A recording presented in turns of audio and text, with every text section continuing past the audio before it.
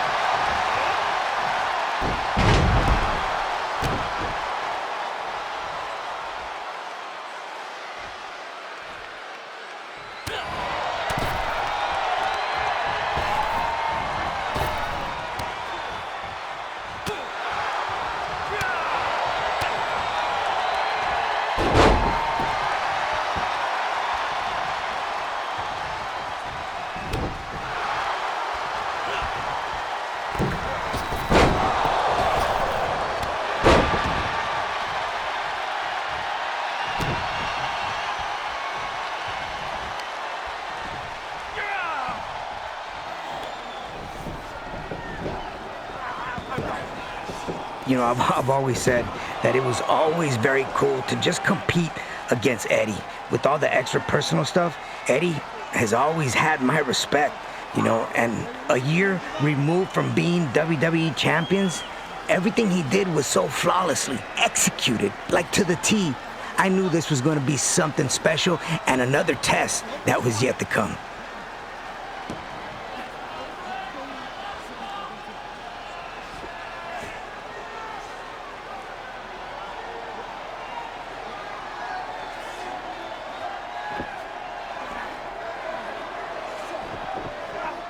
Just when you start feeling comfortable, things get out of control and no longer technical. Now, that was Eddie. Eddie made you feel so comfortable, and once you least expected it, there you go, over the top rope. He'd take you out of your comfort zone. I take this back to Halloween Havoc. I try to get fancy with him. He pulled me off the apron immediately. So this time, I made sure I ended up on top in the ring when I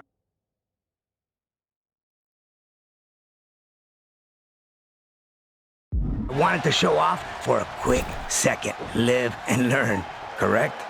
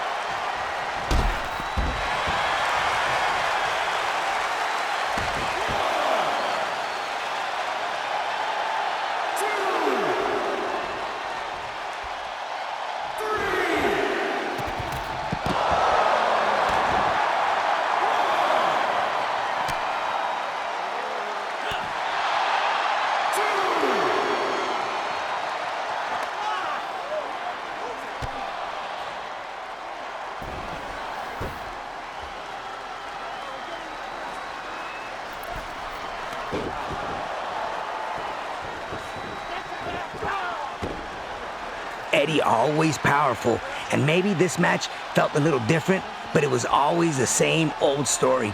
Eddie always had an answer for everything. I should have seen that elbow coming, though.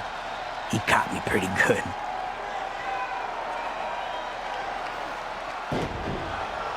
Eddie started to get into that flow right here. I needed to make sure that I didn't let him come through with this.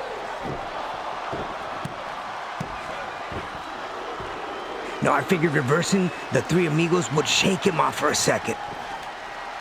But it barely fazed him. Before I knew it, bam! Another backbreaker, lucha libre style.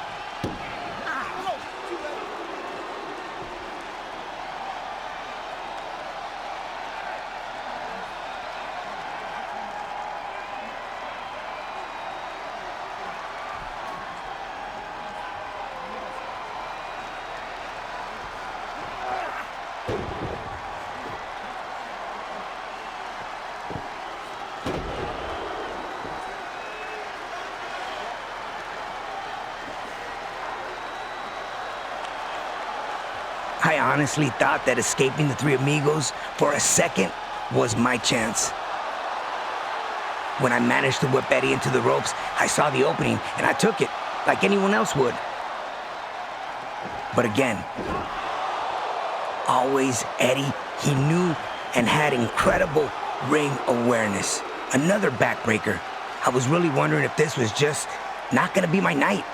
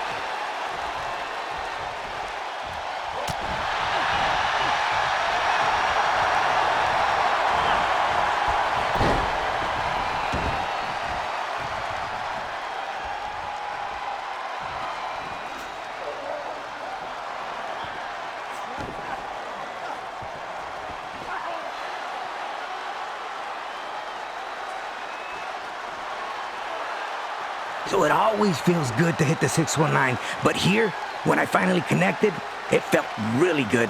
I said, let's go, man. This is gonna be it. You know, I was so close to victory.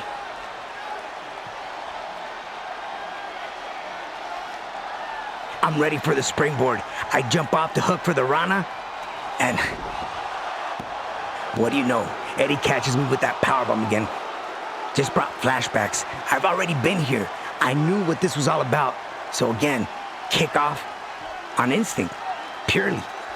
At this time, your mind is doubting, and you have to make sure that you stay on track and you finish the task at hand. But then, for the first time in the whole match, I knew exactly what was coming. Eddie went for the backbreaker one more time, which he'd already done before, and I made him pay with the perfect Huracarana, my signature move. From feeling hopeless to beyond words that I won. I'd competed against Eddie so many times. He'd won, I'd win, but I swear that at WrestleMania 21, I faced the best version of Eddie Guerrero, the man. There's a small part of me that still can't believe I pulled it out. I was actually shocked. He was just on a different level that night. What a win that was for me. Historical.